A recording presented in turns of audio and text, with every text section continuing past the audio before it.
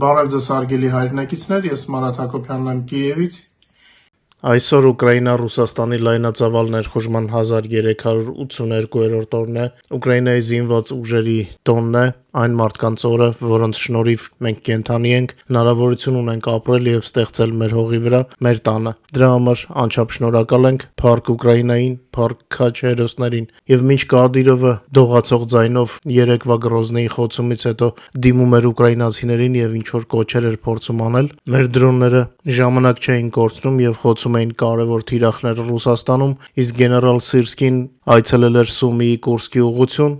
Ամերիկացիները չնայած Թրամփի աշխատակազմի Ուկրաինայում պատերազմից իբր հոգնելուն իրենց աջակցությունն են հայտնել Ուկրաինային, նոր հարցման տվյալներով ամերիկացիների 62%-ը սատարում է Ուկրաինային, իդեպ ամերիկացիների նախասիրությունները բացարձակապես հակասում են Թրամփի վարչակազմի հիմնական նպատակներին, որոնք մենք քննարկեցինք երեկվա հեռարձակման ժամանակ, մասնավորապես ՆԱՏՕ-ի հարցում։ Հնդկաստանը չնայած Պուտինի ընդունելությանը 4 անգամ կրճատել է ռուսական նավթի գնումը, եթե ամռանը մեկ օրում այդ երկիրը գնում էր 2.5 միլիոն բարել ռուսական նավթ, ապա 26-ի հունվարին դա կկազմի ընդամենը 600,000 բարել։ Պոկրովսկի համար մարտերը բացահայտեցին պատերազմի նոր իրողություններ, բրիտանական տելեգրաֆը բացահայտում է մանրամասներ, որը կներկայացնեմ ձեզ այսօր։ Գիշերը, ինչպես արդեն սովորաբար անցել է հանդիպակաց օդային մարտերով, ուկրաինական ուժերը կրկին խոցել են Ռիազանի նավթավերամշակման գործարանը, մի շարք կարևոր թիրախներ օկուպացված տարածքներում եւ Ռուսաստանի Ուկրաինայի սահմանակից մարզերում, իսկ ռուսները ինչպես միշտ օդ են բարձրացրել ավելի քան 700 թիրախ, խոցելու համար տասնյակ կաթսայատներ, էլեկտրահաղորդման գծեր, մթերային պահեստներ եւ Կիևի մարզի մի շրջկենտրոնի երկաթուղային կայարան։ Պուտինը իրեն պահում է ինչպես իրական ստոր եւ վախկոտ արարած, թիրախավորելով քաղաքացիական օբյեկտներ։ Պուտինը այսպես կոչված բանակից ոչ մի նոր բան չկա, եթե չհաշվենք Ուիտկոֆին եւ Քուշներին ուղղված այս իմպրովիզացված ուղերձը, բայց կարծում եմ, թե նրանք Թրամփին կարող են փորձել դա չասել, հնարավոր է լրագրողները հարցնեն Թրամփին, թե ինչպես ստացվեց, որ Պուտինը իրեն այդ աստիճան չի հարգում ու իբր բանակցային գործընթացի ընթացքում նորից փորձում է խաղաղ մարդկանց թիրախավորել։ Ռուսական գիշերային հարձակման հետևանքով Ուկրաինայում շատ մարզերում առավոտյան դեռ շարունակվում էին վերանորոգման աշխատանքները, այս մասին դեկտեմբերի 6-ին ասել է նախագահ Վլադիմիր Զելենսկին։ Ցավոք կան ավերածություններ, Ֆաստովում դրոնների հարվածից այրվել է երկաթուղային կայարանը, Ֆաստովը Կիևի մարզում շրջկենտրոն է։ Ռազմական իմաստ չունեցող հարված է սա եւ ռուսները դա չէին կարող չիմանալ, նշել է Զելենսկին։ Նախագահը տեղեկացրեց, որ հարվածներ են հասցվել նաեւ Կիևի մարզի ձեռնարկություններին եւ բնակելի տներին, վնասվել են Դնեպրոպետրովսկի, Չեռնիգովի, Զապորոժիեի, Օդեսայի, Լվովի, Վալինի եւ Նիկոլաևի մարզերը։ Ավելի քան 650 դրոն եւ 51 հրթիռ, այդ թվում աերոբալիստիկ եւ բալիստիկ, հավելել է Զելենսկին։ Մարզերում կան վիրավորներ, բոլորին օգնություն է ցուցաբերվում։ Զելենսկին նշել է, որ ռուսական հարձակումների հիմնական թիրախները շարունակում են մնալ էներգետիկ օբյեկտները։ Ռուսների նպատակը միլիոնավոր ուկրաինացիներին ցավ պատճառելն է եւ նրանք այնքան ստորացել են, որ նույնիսկ Սուրբ Նիկոլայի օրը հրթիռներ են արձակում Ուկրաինայի խաղաղ քաղաքների վրա։ Զելենսկին կոչ է արել միջազգային հանրությանը շարունակել ճնշումը ագրեսորի վրա, մեջբերեմ պատժամիջոցները պետք է աշխատեն եւ մեր հակաօդային պաշտպանությունն էլ պետք է աշխատի, ինչի համար անհրաժեշտ է շարունակել մեր պաշտպաններին աջակցել։ Շնորհակալ եմ բոլորին, ովքեր աշխատում են այդ ուղղությամբ, հավելել է Զելենսկին, բայց կյանքը միայն օդային մարտերով չէ սահմանափակվում, կան նաեւ այլ կարևոր թեմաներ, նույնիսկ ՄԱԳԱՏԷ-ի ղեկավար Ռաֆայել Գրոսին է ասում, որ Չեռնոբիլի սարկոֆագը հարվածից հետո այս տարվա փետրվարին չի կարող էֆեկտիվ զսպել ռադիացիան։ Մինչ մեր եթերի այլ թեմաներին ու ռազմաճակատի լուրերին անցնելը, խնդրում եմ ձեզ օգտագործեք YouTube-ի գործիքները մեր եթերին աջակցելու համար, լայքեք եւ եթե կարելի է տարածեք սոցիալական ցանցերում մեր եթերը, իսկ ովքեր դեռ բաժանորդագրված չեն ալիքին, խնդրում եմ անպայման բաժանորդագրվել, դա շատ կարեւոր է։ Մեծ յոթնյակը եւ Եվրոմիությունը փակ բանակցում են Ռուսաստանի նկատմամբ նոր պատժամիջոցների մտցնելու մասին, քննարկվում է նավթի գնային առաստաղը չեղարկելը եւ ռուսական հումքի համար ծովային ծառայությունների ամբողջական արգելքի կիրառումը։ Այս քայլը կարող է զգալիորեն նվազեցնել Ռուսաստանի էներգետիկի եկամուտները եւ սահմանափակել նրա հնարավորությունները ֆինանսավորելու պատերազմը Ուկրաինայում։ Ռուսական նավթի մի մասը տեղափոխվում է եվրոպական ծառայություններով շահագործվող նավերով, մնացածը ստվերային նավատորմ թորմով, դե գիտեք Կիպրոսին եւ Հունաստանի նավերն էին մինչեւս վերջերս օգնում Ռուսաստանին, լիակատար արգելքը կստիպի Ռուսաստանին դադարեցնել արտահանումը կամ երևի նոր շրջանցումներ փնտրել։ Տելեգրաֆի տվյալներով Մադուրոն Թրամփին առաջ է քաշել 3 պայման իշխանությունը թողնելու դիմաց $200 միլիոն համախոհների համաներում եւ ապաստան մեկ այլ երկրում։ Կողմերը դեռ համաձայնության չեն եկել։ Իմ կարծիքով Մադուրոն պարզապես ժամանակ է փորձում շահել։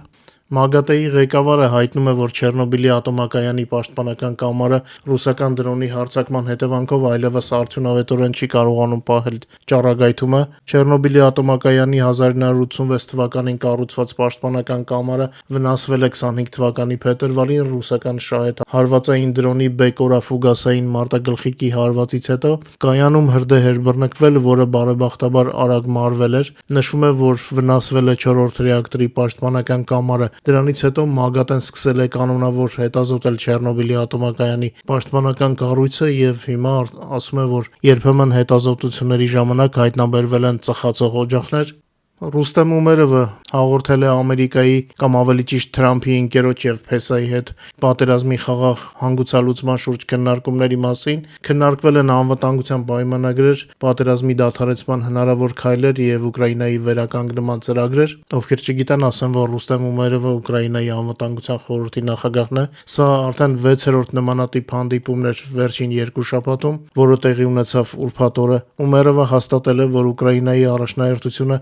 կարգավորումն է, որը երաշխավորում է Ուկրաինայի անկախության եւ պետական ինքնիշխանության պաշտպանությունը, ուկրաինացիների անվտանգությունը եւ ձևավորում է կայուն հիմք հաջող ժողովրդավարական ապագայի համար։ Բանակցությունների ընթացքում քննարկվել են նաեւ ամերիկյան եւ ռուսական կողմերի վերջին շփումները, քննարկվել են պատերազմն ավարտելու համար անհրաժեշտ հնարավոր քայլեր։ Ամերիկյան եւ ուկրաինական կողմերը համաձայնեցրել են անվտանգության ոլորտի համաձայնագրերի շրջանակը եւ քննարկել անհրաժեշտ զսպիչ միջոցները կայուն խաղաղություն ապահովելու համար։ Կողմերը շեշտել են, որ ցանկացած համաձայնության իրական առաջընթաց կախված է Ռուսաստանի պարտավորությունից, պատրաստակամությունից, նաեւ ցուցաբերելու երկարաժամկետ խաղաղության իրական պարտավորություն, մասնավորապես ձեռնարկելու քայլեր դեէսկալացիայի եւ սպանությունների դադարեցման ուղղությամբ, ասված է հաղորդագրության մեջ, այսինքն գնդակնորից ռուսների դաշտն է նետվում, առանձին գնահատվել է նաեւ ապագայի զարգացման ծրագիրը, որը պետք է դառնա Ուկրաինայի վերականգնման հիմքը պատերազմից հետո։ Խոսվել է Ուկրաինայի եւ Ամերիկայի համատեղ տնտեսական նախաձեռնությունների եւ երկրի ենթակառուցվածքների երկարաժամկետ վերականգնման նախագծերի մասին։ Պատերազմի ավարտը եւ կրակի դադարեցումը ըստ բանակցությունների մասնակիցների կարևոր են նոր ագրեսիաների կանխման եւ վերականգնման ծրագրի հաջող իրականացման համար, որոնց նպատակն է ուժեղացնել պետությունը եւ ապահովել Ուկրաինայի կայուն զարգացումը։ Այսօր բանակցությունները շարունակվում են։ Եթե լինեն կարևոր լուրեր, մեր Telegram-ում կներկայացնենք։ Իմիջիայլոց Ամերիկայի բնակիչները սկսել են ավելի շատ աջակցել Ուկրաինային։ Ռեյգանի ինստիտուտի նոր հարցումը ցույց է տվել, որ Ամերիկայի բնակիչների մեծ մասը շարունակում է աջակցել Ուկրաինային պատերազմում Ռուսաստանի դեմ։ Վերջին ամիսներին Կիևի հանդեպ աջակցությունը զգալիորեն աճել է։ Հետազոտության համաձայն ամերիկացիների 64%-ը կողմ է ամերիկյան զենքի փոխանցմանը Ուկրաինային։ Սա 9 միավորով ավելի շատ է, քան 1 տարի առաջ եւ աջակցությունը աճում է թե դեմոկրատների եւ թե հանրապետականների շրջանում։ Ինչպես ասում են, Թրամփի աչքը լույս, ինքը ամեն կերպ փորձում է զենք չտալ, այլ վաճառել, իսկ ամերիկացիներն ասում են պետք է օգնել եւ զենք տրամադրել։ Հարցման 62% մասնակիցները համոզված են, որ Ուկրաինան պետք է հաղթի պատերազմում Ռուսաստանի դեմ։ Կիևի հանդեպ համակրանքի աճը զուգահեռ է ՆԱՏՕ-ի նկատմամբ վստահության ռեկորդային մակարդակի 68%, չնայած Սպիտակ տան ներկայիս քաղաքականությունը ուղղված է դաշինքից կարծես հեռանալուն։ Ամերիկացիները նաև ընդգծում են սեփական պաշտպանության կարևորությունը, 87%-ը համոզված է, որ Ամերիկան պետք է պահպանի աշխարհի ամենահզոր բանակը, իսկ 71%-ը կարծում է, որ ուժեղ Ամերիկան ապահովում է գլոբալ կայունություն։ Բրիտանացի լրագրողները անդրադարձել են Պոկրովսկի իրավիճակին, ռազմաճակատում այլևս դասական պատերազմ չկա, ռուսները փոխել են տակտիկան, իսկ ուկրաինական զորքը արձագանքել է։ Պոկրովսկը աստիճանաբար դարձել է ճակատի ամենավտանգավոր կետերից մեկը, նշվում է Տելեգրաֆի հոդվածում, ճիշտ ասած զարմանում եմ, վերջին գրեթե 1 տարվա վտանգավոր կետը հենց Պոկրովսկն էր, նորեն իմացել բրիտանացիները։ Այստեղ Ուկրաինայի եւ Ռուսաստանի միջև պատերազմը այլևս նման չէ դասականին, գրում են լրագրողները, մարտեր առանց հստակ ճակատի գծի։ Ռուսական դիվերսիոն խմբերը փոքր կազմերով մտնում են դիմակավորվում քաղաքացիականների կամ ուկրաինացի զինվորների տեսքով եւ փորձում են կետային վնաս հասցնել ուկրաինական պաշտպանությանը։ Ուկրաինայի մարտիկները պահում են պաշտպանությունը մի պայմաններում, որտեղ թշնամին կարող է լինել բառացիորեն մի քանի քայլ հեռավորության վրա։ Դրոնները ինչպես նախկինում, այնպես էլ հիմա պաշտպանության հիմնական տարրն են։ Ռուսական կողմը փորձում է առաջին հերթին ոչնչացնել ուկրաինացի դրոնների օպերատորներին։ Քաղաքի գրեթե կեսը վերահսկում է Ռուսաստանի կողմից, մնացածը կարելի ասել դարձել է մոխրագույն գոտի, նշում են լրագրողները։ Ուկրաինան քաղաք է տեղափոխում էլիտար ստորաբաժանումներ, տարածքը պահելու եւ ռուսների առաջխաղացումը զսպելու համար։ Անցած տարիների փորձը ցույց է տալիս, որ քաղաքային մարտերը նաեւ հնարավորություն են տալիս մեծ կորուստներ պատճառել ռուսներին եւ վերջի օրերի ստաբիլ 1000-ից ավել կորուստները դրա մասին են վկայում։ Իմիջիայլոց գրեթե նույն վիճակը Կուպյանսկում էր, բայց